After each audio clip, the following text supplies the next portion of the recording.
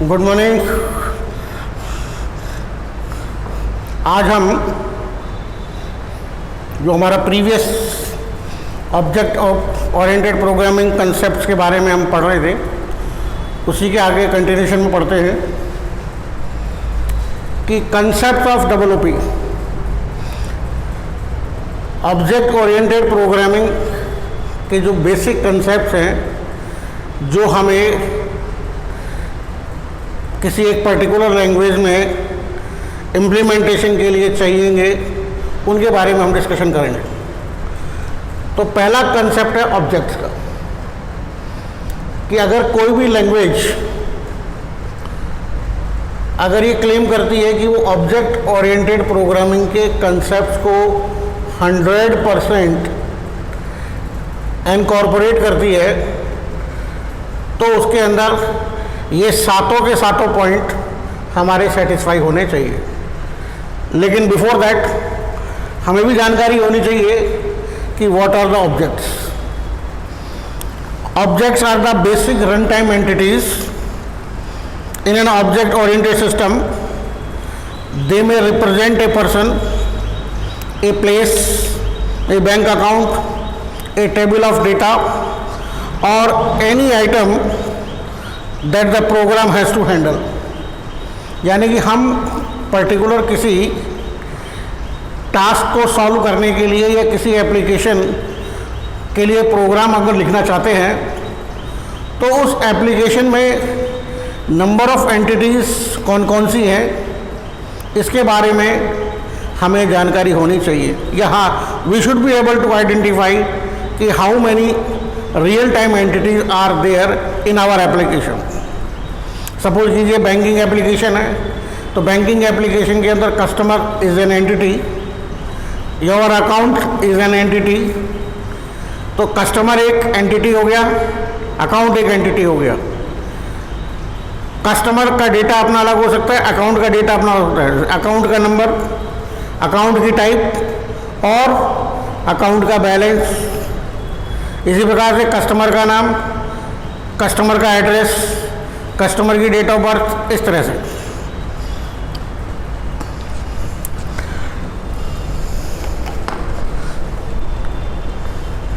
जो हमारी प्रोग्रामिंग की प्रॉब्लम है उसको हम इस रूप में एनालाइज करेंगे ताकि हमें ये पता लग जाए कि भाई हमारे इस प्रोग्रामिंग के अंदर ये एंटिटीज़ होंगी और इन एंटिटीज़ के बीच में ये इस प्रकार का कम्युनिकेशन किया जाना है।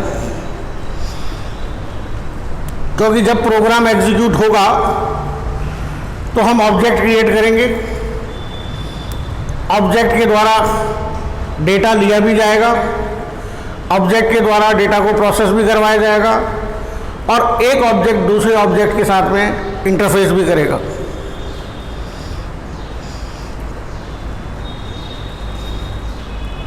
तो हम ऑब्जेक्ट को दो प्रकार से लिख सकते हैं, पिक्टोरियल शेप दे सकते हैं। एक तरीका ये भी हो सकता है हमारा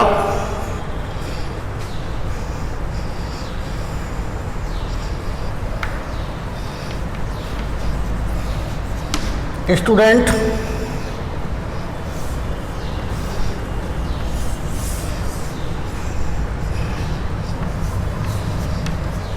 टोटल, ये एक हमारा फंक्शन हो गया। एवरेज एक फंक्शन हो गया।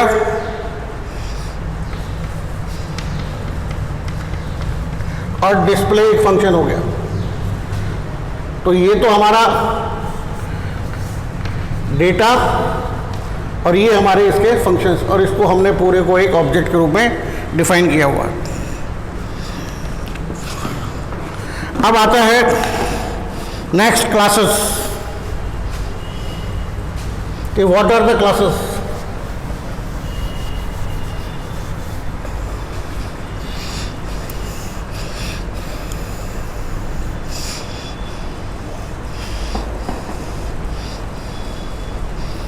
जो हमारा यहाँ पे एंटिटी है, वो एंटिटी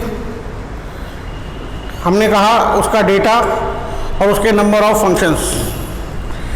इस पूरी चीज़ को हम एक यूज़र डिफाइंड डेटा टाइप के रूप में व्यक्त कर सकते हैं। अर्थात जिन्होंने सी लैंग्वेज पढ़ी हुई है वो ये जानते हैं कि हम एक रिकॉर्ड क्रिएट कर सकते हैं या एक स्ट्रक्चर हम क्रिएट कर सकते हैं। तो जब स्ट्रक्चर हम क्रिएट करने जाते हैं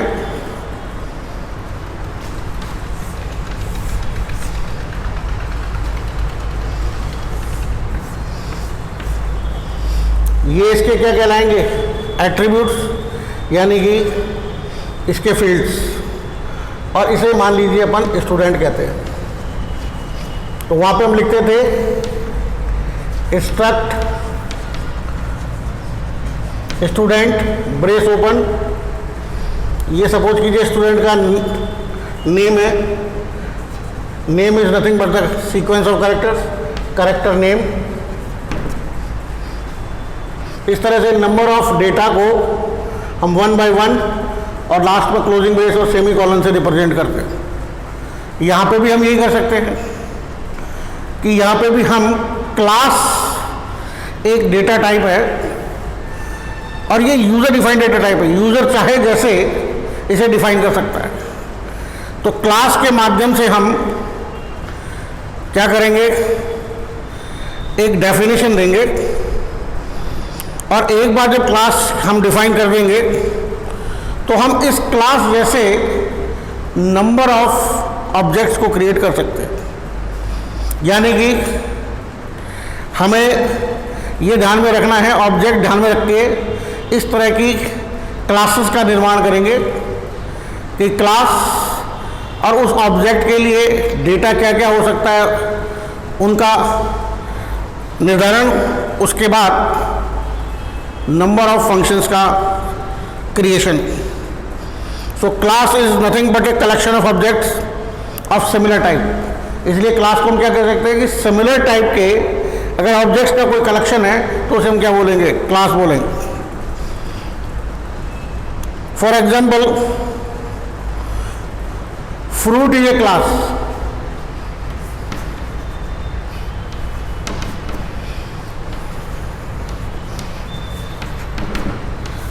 तो हमने क्या किया, मैंगो को किसके साथ डिक्लेयर किया है, फ्रूट के साथ। Fruit is nothing but the name of class. ये क्या है, क्लास का नाम। तो मैंगो क्या हो गया, फ्रूट जैसा हो गया।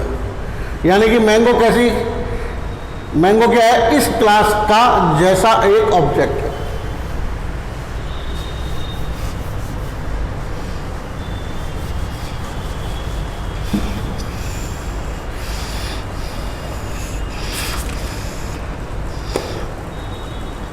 डेटा एब्स्ट्रैक्शन एंड एनकैप्सुलेशन, ये हमारा क्या कंसेप्ट है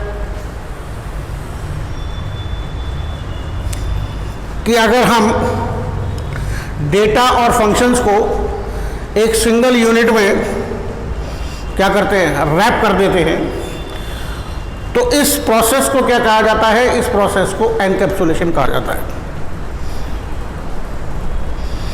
And it is a striking feature of a class कि if you are going to define a class, that means you are encapsulating the data as well as the number of functions which are going to manipulate the data।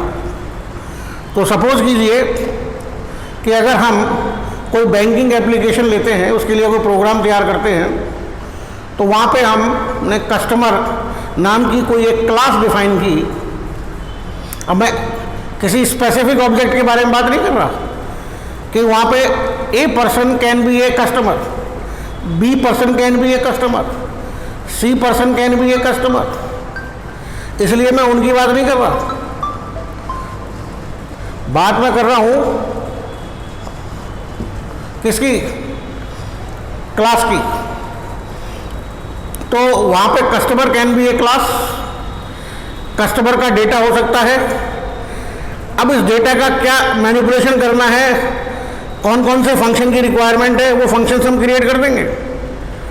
यानी कि हम class के अंदर number of data, number of functions, और functions को हम separately class के अंदर भी और क्लास के बाहर भी उनके कोड को लिख सकते हैं। क्लियर? लेकिन जहां हमने इस तरीके को अपनाया, इस तरीके को, प्रोसेस को हम क्या कहते हैं? एनकैप्सुलेशन कहते हैं।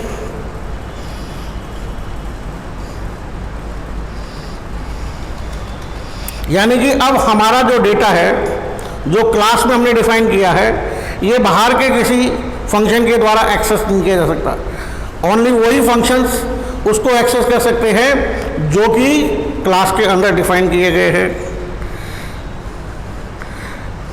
हाँ, अगर हमने क्लास में कोई ऐसा फंक्शन लिखा है जो किसी दूसरी क्लास के ऑब्जेक्ट के साथ इंटरफेस करने के लिए रेस्पॉन्सिबल है, तो उसके जरिए हम कम्युनिकेशन भी कर सकते हैं।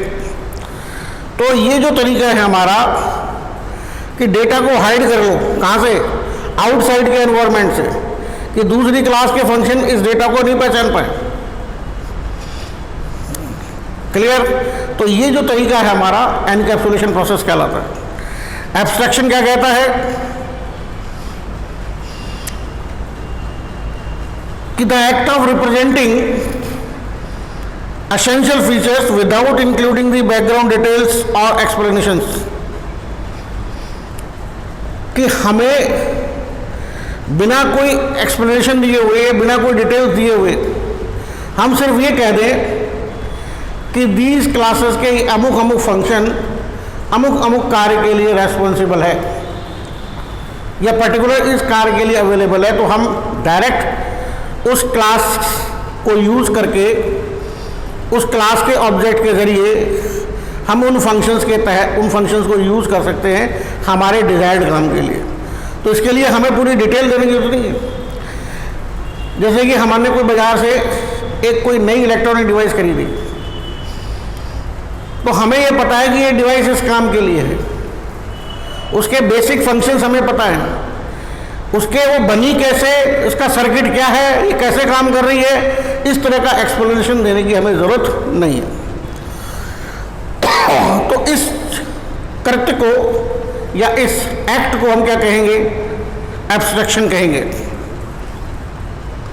और इसी डेटा एब्स्ट्रैक्शन को यहाँ पे C++ के अंदर ADT के नाम से, एब्स्ट्रैक्शन डेटा टाइप्स के नाम से जाना जाता है। नाउ बात करते हैं इनहेरिटेंस की। What is inheritance? And it is a very common feature in real entities, कि the process by which objects of one class require the properties of objects of another class. कि अगर मान लीजिए हमारे पास कोई एक ऑब्जेक्ट है और उस ऑब्जेक्ट की कुछ नंबर ऑफ प्रॉपर्टीज है। अब हम क्या करना चाहते हैं? एक दूसरा ऑब्जेक्ट हमने क्रिएट किया B। अगर हम A में B में A की प्रॉपर्टीज को भी चाहते हैं, तो इसका मतलब we are inheriting the properties of A in B। Clear? यानी कि ये क्या है कि जैसे कि फादर है, फादर की कुछ करेक्टरिस्टिक उसके बेटे में इनहेरिट हो जाती है, जन्म से आ जाती है। कुछ ऐसी आदतें होती हैं जो हम कह सकते हैं यार ये कुछ आदतें तो तुम्हारे पिताजी जैसी है तुम्हारे में, या हमारी शक्लों का कुछ मतलब कहते हैं कि साहब आपके कुछ फीचर्स आपके पिताजी से मिलते जुलते हैं। तो वो क्या हो रहा है, वो बाय बर्थ हमारी प्रॉपर्टीज इनहेरिट हो रही हैं अगली जनरेशन में। तो this is a hierarchical classification.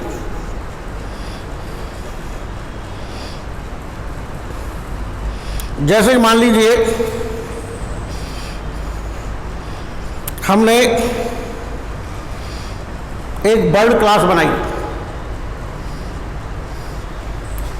और उस बर्ड की प्रॉपर्टीज को हमने इनहेरिट किया एक फ्लाइंग बर्ड में और एक नॉन फ्लाइंग बर्ड में। तो फ्लाइंग बर्ड से हम एक स्पेसिफिक ऑब्जेक्ट क्रिएट कर सकते हैं रॉबिन, और नॉन फ्लाइंग बर्ड से एक दूसरा ऑब्जेक्ट क्रिएट कर सकते हैं, कौन सा? पेंगुइन। क्लियर? तो यहां पे समझने वाली बात यह है कि अभी आवश्यकता क्यों पड़ रही है कि जब हम रॉबिन को डिफाइन करेंगे तो रॉबिन की उन्हीं स्पेशल कैरेक्टरिस्टिक्स को हम यहां पे डिफाइन करेंगे जिसके कारण वो रॉबिन कहलाती है। बेसिकली रॉबिन क्या है? एक फ्लाइंग बर्ड है। तो फ्लाइंग बर्ड की, फ्लाइंग वाले बर्ड की अलग कैरेक्टरिस्टिक्स होती है, वो प्रॉपर्टीज हो गई, और बर्ड की जो कॉमन कैरेक्टरिस्टिक्स हैं जो हर एक बर्ड में मिलेंगी वो कैरेक्टरिस्टिक्स यहाँ पे है। तो हमने बर्ड को इनहेरिट किया फ्लाइंग में और फ्लाइंग को इनहेरिट कर लिया रॉबिन में। तो अब रॉबिन का हम क्या क्रिएट कर सकते हैं? ऑब्जेक्ट क्रिएट कर सकते हैं।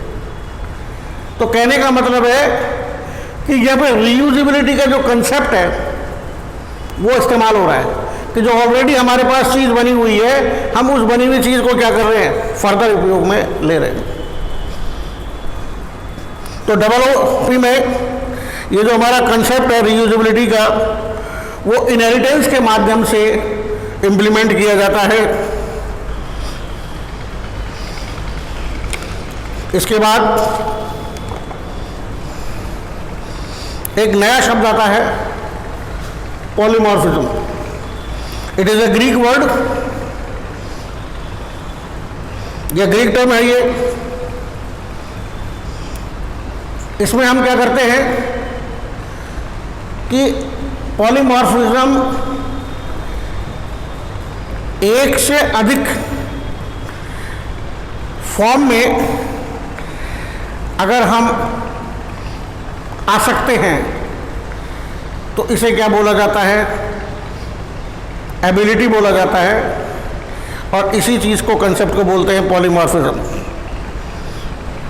अर्थात डिफरेंट इंस्टेंसेस पे डिफरेंट बिहेवियर हमारा शो होता है। फॉर एग्जाम्पल कि here in the class I am a teacher, तो आई शुड बिहेव लाइक या I should act like a teacher. When I am outside of the class and talking to my colleague or talking to my friend, then I should show the behavior of the friend, not the teacher. तो ये जो मेरे में ability है कि मैं different मौकों पे, डिफरेंट सिचुएशन में, डिफरेंट पीपल के साथ इंटरेक्ट करता हूँ, तो मेरा बिहेवियर भी डिफरेंट होता है according to the instances, according to the people. Similarly, आप कहोगे सर प्रोग्रामिंग में इस चीज का क्या लेना देना है? लेना देना कि अगर मान लीजिए कि हमने एक फंक्शन क्रिएट किया और वो फंक्शन क्या करता है? दो नंबर को, सम को जनरेट करता है, यानी कि दो नंबर हमसे मांगेगा और दो नंबर को ऐड करके आपको दे देगा। अब हमेशा जब इस फंक्शन को हम कॉल करेंगे या एग्जीक्यूट करेंगे, it will ask you two numbers, you will give two numbers, it will add two numbers. लेकिन अगर मैंने मान लीजिए नंबर्स के स्थान पर दो स्ट्रिंग दे दी, पहली स्ट्रिंग महेश, दूसरी स्ट्रिंग कुमार, तो क्या ये उन दोनों स्ट्रिंग्स को कॉन्करेट करने में सक्षम है? नो। हमको क्या करना पड़ेगा? इस फंक्शन को कुछ इस तरीके से क्रिएट करना पड़ेगा या डिजाइन करना पड़ेगा कि जब आर्ग्यूमेंट्स इंटीजर टाइप के हैं तो ये सम करेगा मैथमेटिकल, लेकिन जब इसके आर्ग्यूमेंट्स कैसे हैं? स्ट्रिंग टाइप के हैं, तो ये कॉन्कटेशन बिहेवियर करे। इससे क्या होगा कि हमारे को नंबर ऑफ फंक्शंस कम लिखने पड़ेंगे, और दूसरी बात कि आसानी होती है कि भैया जब आर्ग्यूमेंट चेंज कर दिया रिजल्ट भी चेंज हो जाएगा।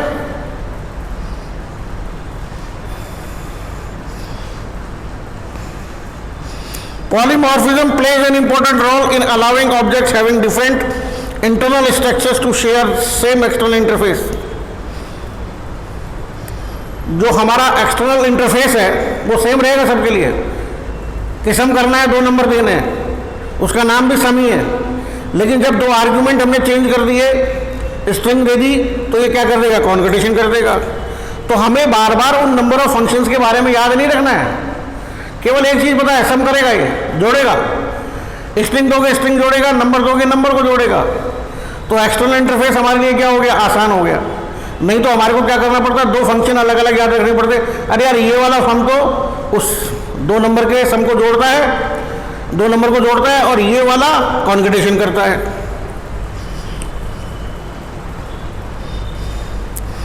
फॉर एग्जाम्पल हमने एक क्लास क्रिएट करी शेप, और शेप के अंदर एक फंक्शन क्रिएट किया ड्रॉ। अब जैसे नाम से पता लग रहा है ड्रॉ का मतलब क्या करेगा, ये शेप क्रिएट करेगा। लेकिन जब हमने कोई एक सर्कल ऑब्जेक्ट इसको दे दिया, ड्रॉ फंक्शन को एक्सेस किया, और ड्रॉ फंक्शन को हमने क्या किया, सर्कल ऑब्जेक्ट दे दिया, तो डेटा हमारा कैसा है, सर्कल से रिलेटेड है, तो it should draw a circle, fine. और अगर हमने रेक्टेंगल ऑब्जेक्ट पास कर दिया इसी ड्रॉ फंक्शन को कॉल करने के लिए, तो क्या करेगा, रेक्टेंगल क्रिएट कर देगा। और अगर इसी फंक्शन को अपन ने ट्रायंगल ऑब्जेक्ट पास कर दिया तो ट्रायंगल क्रिएट कर देगा। कहने का मतलब है कि ड्रॉ तो किया, लेकिन एक बार ट्रायंगल किया, एक बार सर्कल किया, एक बार रेक्टेंगल किया। क्यों? क्योंकि तीनों बार ड्रॉ फंक्शन को हमने कॉल करते समय क्या कर दिया, ऑब्जेक्ट की टाइप को बदल दिया। तो ये जो फंक्शन है हमारा ड्रॉ, ये क्या कर रहा है, पॉलीमॉर्फिज्म को रिप्रेजेंट कर रहा है। आप नेक्स्ट टॉपिक लेते हैं, टॉपिक मतलब next point, dynamic binding. What is dynamic binding? Dynamic binding refers to the linking of a procedure call to the code to be executed in response to the call. कि जब हम किसी procedure को call कर रहे हैं,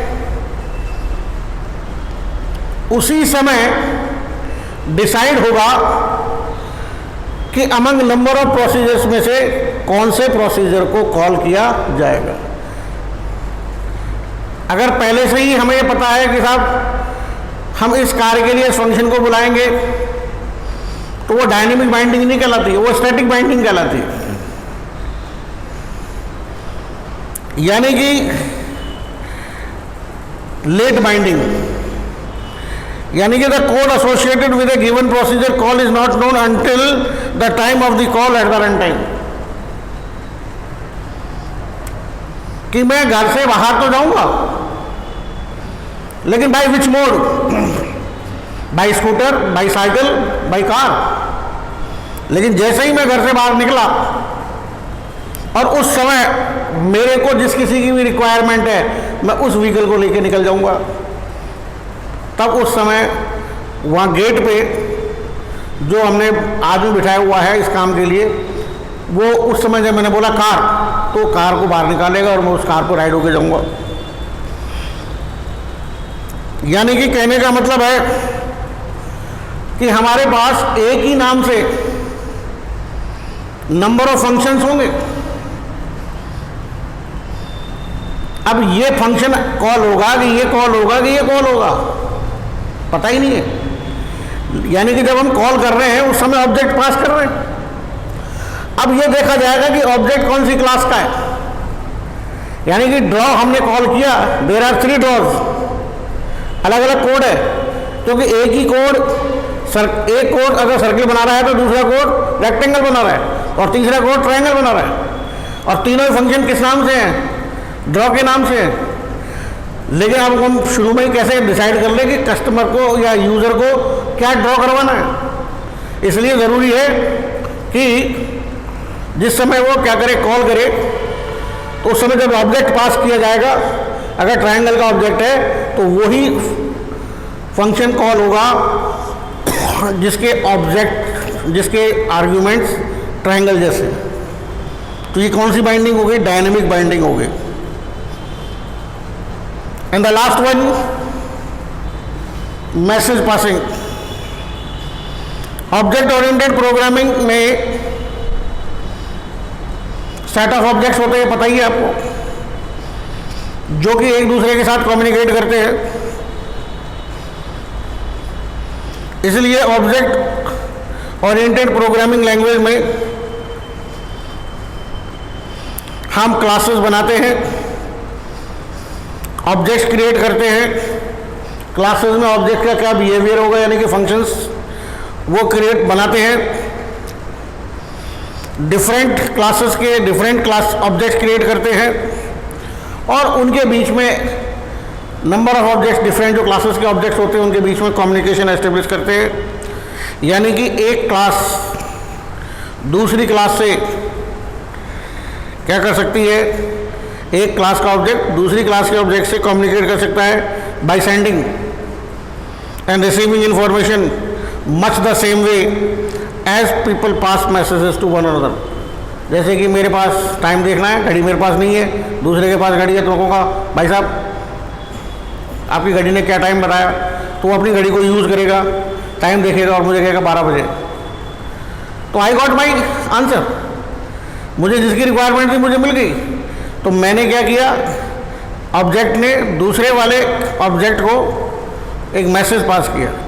वो message में जो इन्फॉर्मेशन है उसने ली, उसने अपने फंक्शन से कुछ प्रोसेस करवाया और जो रिजल्ट है वो मुझे पास कर दिया। ये कहलाती है हमारी मैसेज पासिंग टेक्निक। क्लियर? इस तरीके से हम हमारे जो कंसेप्ट्स हैं क्लासेस के, उनके बारे में हमने जाना कि ऑब्जेक्ट्स क्या हैं, क्लासेस। तो सबसे पहले क्लासेस डिफाइन की जाएंगी, क्लासेस के ऑब्जेक्ट्स क्रिएट किए जाएंगे और क्लासेस को जिस रूप में डिफाइन किया जाएगा वो एनकैप्सुलेशन का प्रोसेस है। और जब हम क्लासेस बनाते हैं या तो इनहेरिटेंस भी डेवलप कर सकते हैं। क्लासेस में जो नंबर ऑफ फंक्शंस क्रिएट करते हैं उनमें हम पॉलीमॉर्फिज्म भी क्रिएट कर सकते हैं।